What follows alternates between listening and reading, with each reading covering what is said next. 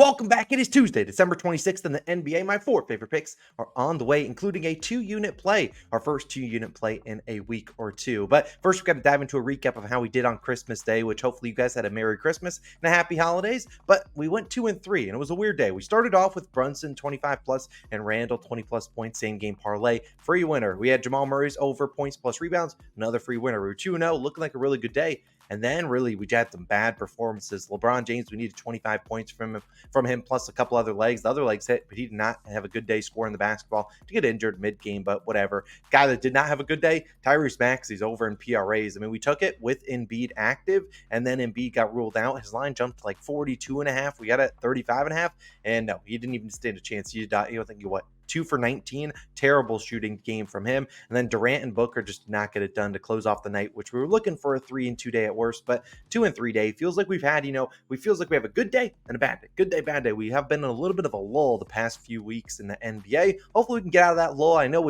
the wins are going to start piling up soon. We're just going to need a 4-0 day to hopefully kickstart that. Why not do that today? Let's dive into our picks of today. If you are new, hit that subscribe button. We're going to dive into the 2-unit play first. My best bet of the day. If you're like, Austin, what are units? Just a standard bankroll management term. Obviously, put whatever amount of money you're confident in. But in my terms of what I'm doing with my money, I'm putting the most amount of money on this first play, a 2-unit. The rest of the other 3 plays will all be just 1 unit. So this is a big one. It's going to be our man, Cade Cunningham, over 22.5 points, minus 106 on Caesars. Now, if the line does bump up to 23.5, number one, you should get in the DubClub. So you make sure you get all our picks early. You can click that link in the description. Number two, I would only play 23.5 for 1 unit. But if you recall, just a few days ago, we had this line at 23.5. We took it for 1 unit. Cade, we'll talk about how he did in a second. Didn't come through though, and they dropped the line despite the the same exact matchup. And I really like this one for 2 units. Now let's talk about that last game versus Brooklyn, who we will once again play again tonight. And Cade scored 22 points on 9 of 20 shooting.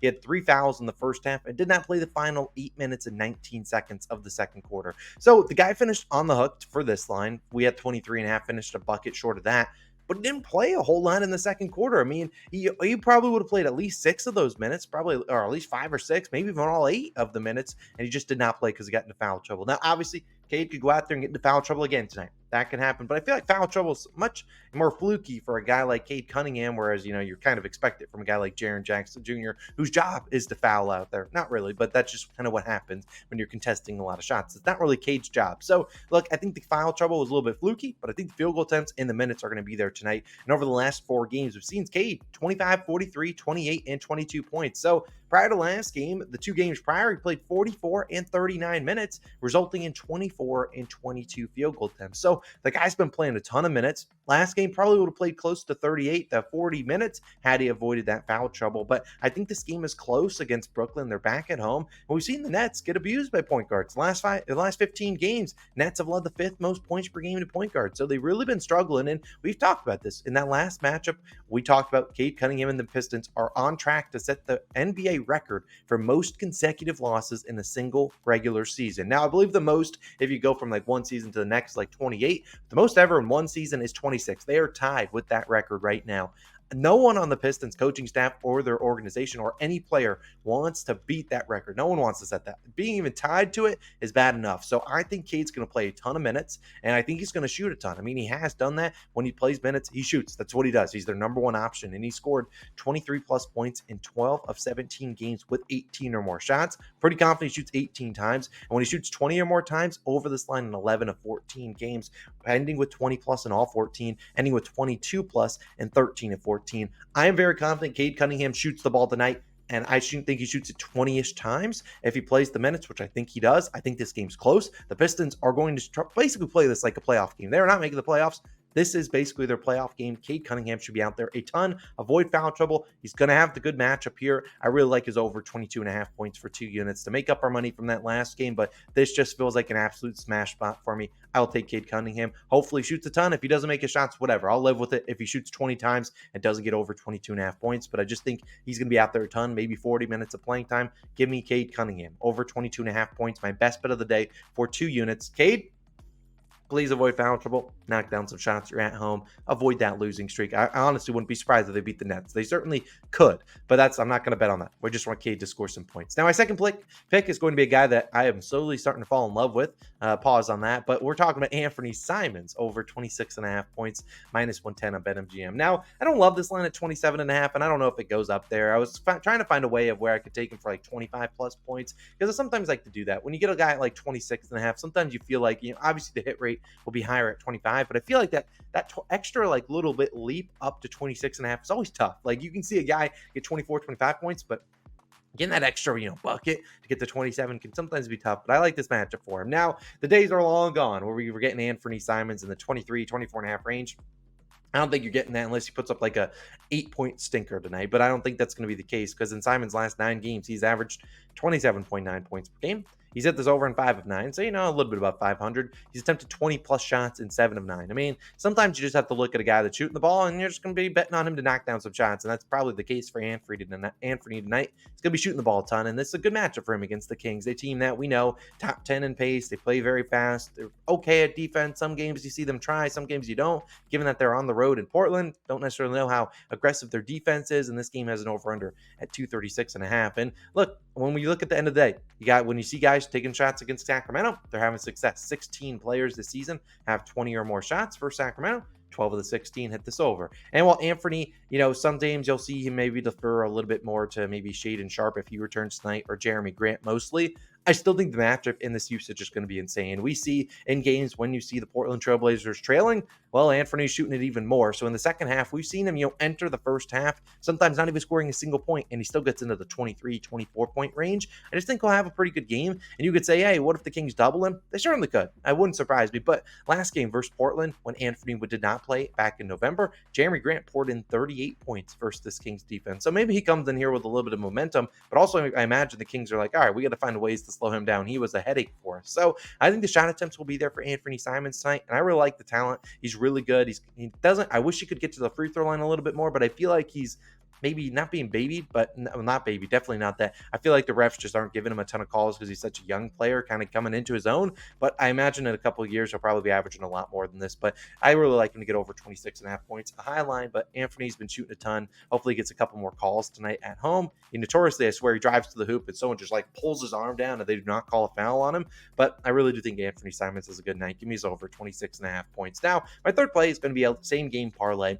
Give out a couple pivots because this is going to be a little bit not really tricky in my opinion. It's Brandon Ingram and CJ McCullum, both of the Pelicans. I like Brandon Ingram for 20 plus points. I like CJ McCullum for 15 plus points. This is plus 115 on BetMGM. Now you also will find this at plus 100 on FanDuel, minus 105 on most other books. This should not really change a whole lot in my opinion. That's why I like to do the same game parlays, because typically the lines don't change a lot depending on what book you're going to. Now, what I really was looking at Brandon Ingram's over in points, but I feel like it went from 21.5 to 22.5, and 22.5 can be a little bit sharp. I mean, you're like, you could be sitting at 21 and you're begging on like a last second shot and then it just doesn't come through.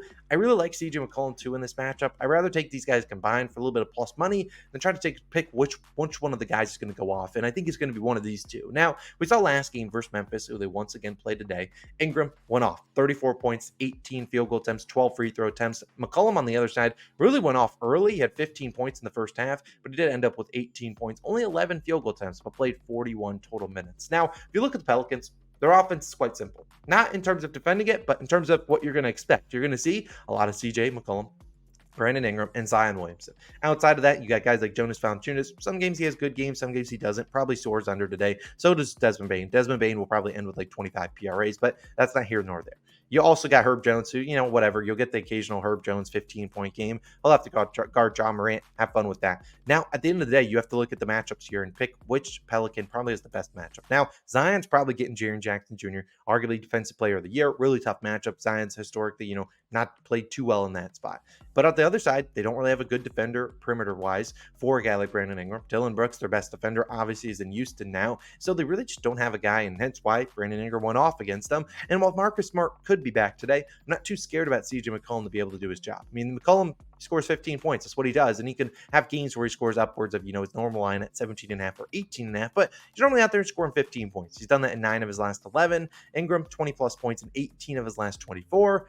You look at both these two guys. I mean, Ingram only scored 17 and 19 in the last 2. So I think Ingram's coming in here with a little bit of, he's sitting on some points. There are some points there for him to have. I really think he could easily go off for 25 points easily in this game, which is why I liked his over in 22.5 points. If I had to pick one of the two guys who I would choose in terms of, hey, Austin, I'm playing on like a daily fantasy app, or maybe I only can straight bet, which points do you like? I like Brandon Ingram a little bit more just because I think Brandon Ingram is a little bit more aggressive at the end of the day.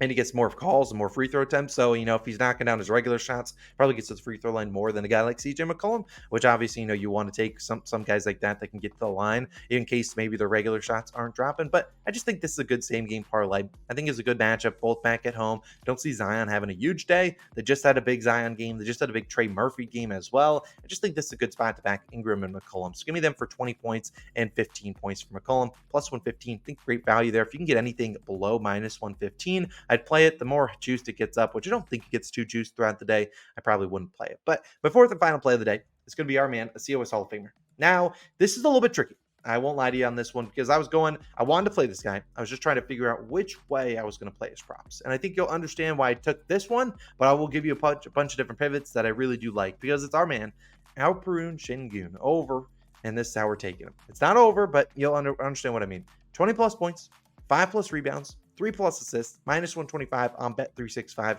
So I'm playing it for 1 unit. Now I know there's going to be people out there that may be on the FanDuel and can only take him for 6 plus rebounds or 4 plus assists. I like both of those. Honestly, truth be told, I was going to take Sengun 20 plus points and 4 plus assists and call it a day. That is about minus 120 on FanDuel. I was going to take that. Then I looked at this. And I was like, this feels like a little bit safer, a little bit easier. Now, obviously, there is a world there where Sengun does not grab 5 rebounds. However, he has done that in every single game this season, which is why I'm comfortable putting it in there. Typically grab 6 rebounds, although we have been burned by him once for not grabbing 6. But also, we needed 7. He only grabbed 6. Now, I like the assists, and you'll understand why. I was also looking heavily at his points and points plus assist lines, which honestly, if I were to take one of them, I would take the points at 22.5. But you'll understand by the hit rates and the different things like that why I pivoted to this same game parlay 25 and 3 than I did in taking his 22.5 points or his 27.5 points plus assists. Now, let's just dive into the stats and you understand why, and then you guys make the best judgment call on what you want to play for Sengun. Now, last game, first New Orleans, we backed him and the man went berserk. He had a career high 37 points, 21 field goal attempts, 17 free throw attempts, career high. Also 6 assists on 11 potential assists, most on the team. Now, I think this is the perfect matchup for him against Indiana, which is why I wanted to back him. Now, I look, the Pacers, we've talked with them before, allow the fewest points or fewest 3-pointers in the NBA, but the most points per game in the paint. Perfect for Sengun because you think about his offense. Fred VanVleet, notoriously shooting a lot of threes. I considered his under, didn't take it, so it's probably going to hit. If I took the under, he probably drops 25. Now, also Dylan Brooks shoots a ton of threes. Jabari Smith Jr. shoots a ton of threes. Jalen Green shoots a bunch of threes. He can do a little bit more mid-range, attack the hoop, but Jabari Smith Jr. can do a little bit more too. But at the end of the day, all those guys are normally relying on the 3-pointer. Sengun, not really. He's maybe makes 1-3 a game, and he'll have open opportunities because they're not going to run him off the 3-point line. They'll live with that. So at the end of the day, I think we're going to see a lot of, screen and rolls. Fred VanVleet gets blitzed, and you see Sengun with the ball at the free throw line where he can either drive to the hoop, get to the free throw line, lay it in, or get an assist, kick it out to someone down low, kind of drop cutting, back cutting on someone. He could do that too, get those assists. So we look at in games where Sengun's really been aggressive, attempted 15 plus shots. Here's the hit rates, and here's why I took this same game parlay as opposed to taking his points plus assists or his points line. In 14 games this season with 15 or more shots. So in games where Sengun is being aggressive, shooting the basketball, he has scored 20 plus points in 13 of 14. Now, if you were to just take his points line, 22.5 points, he's only done that in 9 of 14. Still a good hit rate, still like that. But if you look at his points plus assists, 27.5, only hit that in 8 of 14 games. So you see kind of where I'm going. Sengun, 5 rebounds, 3 assists in all 14. So when he attempts 15 or more shots, this parlay, 25 and 3, 13 and 14. Obviously, if we can't control how many times he shoots, but I do think this is a matchup where he will get his shot opportunities. I think he's going to score some points, but you see kind of why I'm doing the same game parlay of 25 and 3, that instead of taking, him for 22.5 points or him 20 and 4 assists, which he pretty much gets 4 assists in all those games too. So you can take that if you're on FanDuel. But Hopefully that makes a little bit of sense why I'm doing this parlay. It's a little bit tricky. I know I don't love doing same game parlays because it does leave out some people out there that are maybe taking his regular over 22.5 points. That would be the line I would take. But I just think this is a little bit easier. I think a little bit safer. And at the end of the day, I'm trying to give you guys and make some money with you all. And I'm going to pick what I think is most confident, what I think has the best chance of hitting. And I think it's this parlay at 25-3. Normally, you'll just see he'll probably score 25 points and get 2 assists tonight, and I'll just shake my head. But that's going to be my fourth pick of the day. As always, appreciate all your love and support. If you want to go check out some second channel videos, we do have a couple. We had one where we went to Vegas. Next week, I believe, maybe tomorrow, we'll have a PO box opening plus some more batting cage stuff with Logan. It's going to be a great day. So you guys go check out the second channel videos. Thank you guys for all the love and support and the Merry Christmas and the Happy Holidays messages you sent me over the past few days that I wasn't able to reply to all of them, but definitely appreciate it, and I saw a bunch of them. So appreciate you guys as always. It's Austin signing out. Let's go 4-0. Let's cash the 2-unit play of the day with Cade Cunningham. Let's have a wonderful day. I'll see you guys in the next one. Peace.